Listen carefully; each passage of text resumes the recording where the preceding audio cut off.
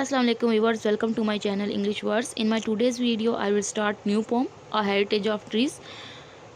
In this video I will explain this poem and translate it line by line.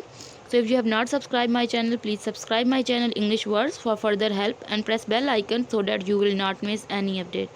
Okay, let's start our poem. Our first word is attenuated, reduced in force और value, किसी चीज़ की ताकत को या अहमियत को कम करना. Heritage, what is or may be left to us by someone who has lived before an inheritance, जो हमसे पहले रह गए हों वो अगर हमारे लिए कुछ छोड़ के गए हों या विरसे को कहते हैं. लेसिरेटेड, कट रफली, किसी चीज़ को रफ तरीके से यानी अगर किसी दरख्त वगैरह को मतलब एक प्रॉपर मैनर से नहीं काटना, एक प्रॉपर तरीके से नहीं काटना, बस उसको कोई कभी इधर से कभी उधर से टेढ़ी मेरी मार के उसको काटना. मोर पीसफुल शेड, हेवन, जन्नत को कहते हैं, आसमान को कहते, आसमान भी कह सकते हैं और जन्नत भी कह सकते हैं. Mutilated, cut off, having limbs cut off, having limbs cut off. Mutilated का मतलब है कि कोई दरख्त वगैरह है तो उसकी सिर्फ ब्रांचेस वगैरह को काट देना और अंदर से और जो तना वगैरह है उसको नहीं काटना. तो अक्सर ऐसे होता है कि हम ट्रीज़ को जब काटते हैं तो उसकी काट छांट करते हैं तो उसकी ब्रांचेस वगैरह काट देते हैं और तना नहीं काटते, तो उसको बोलते हैं.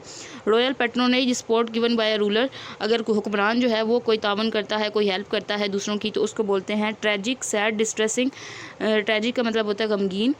Sher Shah 1486-1545 was a powerful Afghan emperor of the northern part of the subcontinent and founder of Sood dynasty.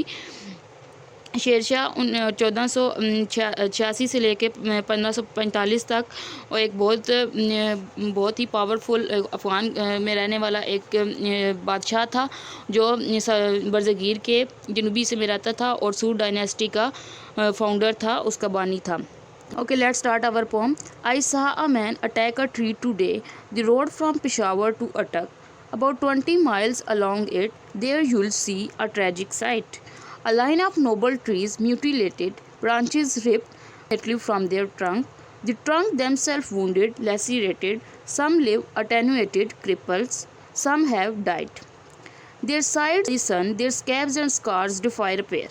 Those noble trees planted long since by some sweet hand, Shershah or unknown or royal patronage, let them come now from some more peaceful shade to look once more on their life's work. Trees for the people, let all enjoy, so hack them, cut them up so that the fires that cook the village food shall burn more hot.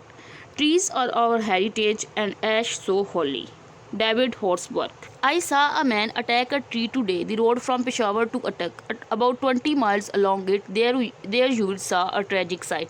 कहता है कि आज मैंने पेशावर से अटक जाने वाली सड़क थी, उस पे जो ट्रीज़ लगे हुए थे उसके इर्द गिर्द आदमी को देखा जो उनको काट रहा था. अबाउट 20 माइल्स अलॉन्ग इट, यानी वो उसके 20 माइल्स तक उस सड़क पर वो जो यानी उस सड़क के साथ साथ दोनों तरफ उसकी साइड्स पे 20 मील्स तक वो दरख्त लगे हुए थे.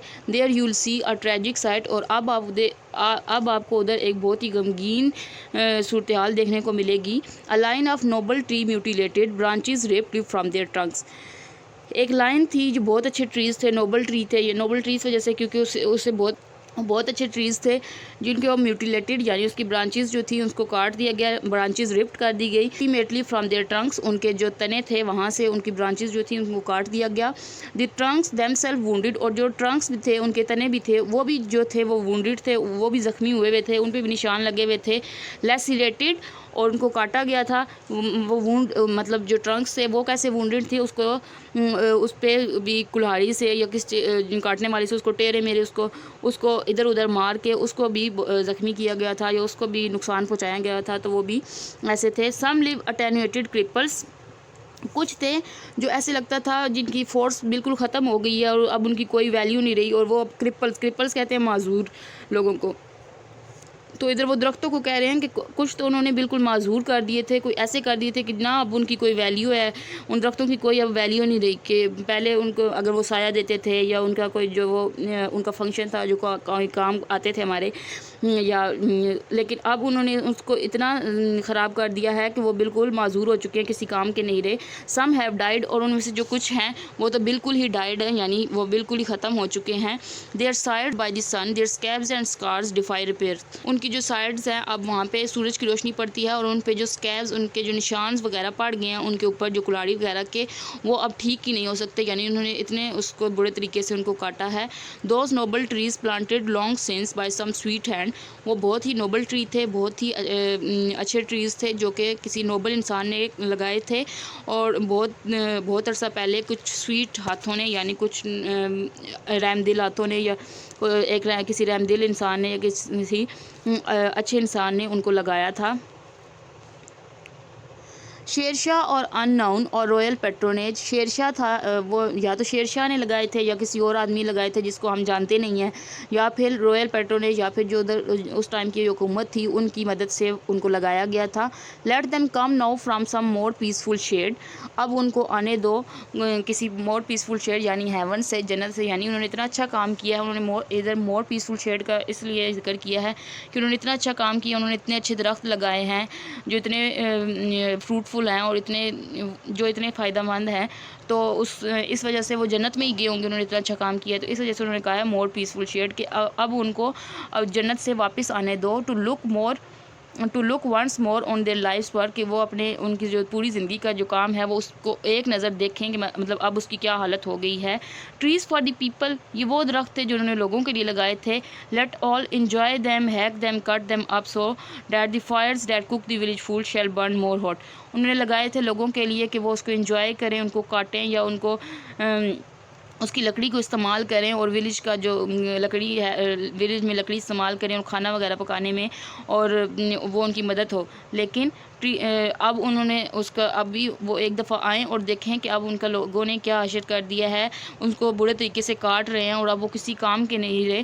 Trees are our heritage and ash so holy, ash कहते हैं राख को, ट्रीज़ जो हैं ये हमारा विरसा हैं, और जो इसकी ऐश होती है वो भी बहुत ज़्यादा पाकीज़ा होती है, बहुत ज़्यादा पाक होती है, बहुत ही उसका हमें ख्याल रखना चाहिए, मतलब वो भी बहुत हमारे लिए कीमती चीज़ होती है। तो ट्रीज़ तो फिर दूर की बात है, ऐश भी बहुत ज़्यादा ही हमारे लिए कीमती है, बहुत ज़्यादा पाक चीज़ है।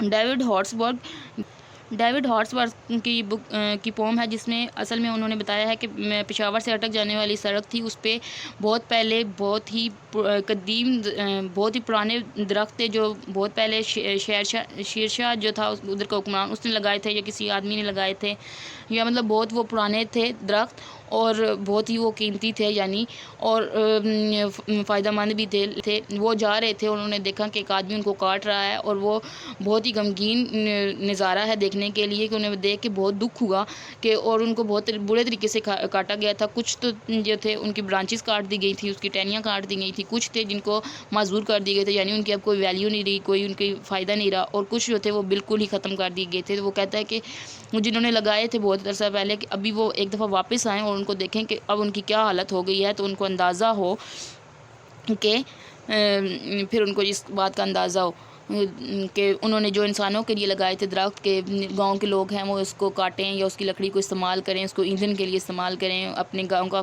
खाना पकाएं, लेकिन अब उन्होंने उसका क्या हशर कर दिया है कि वो अब किसी काम के नहीं हैं।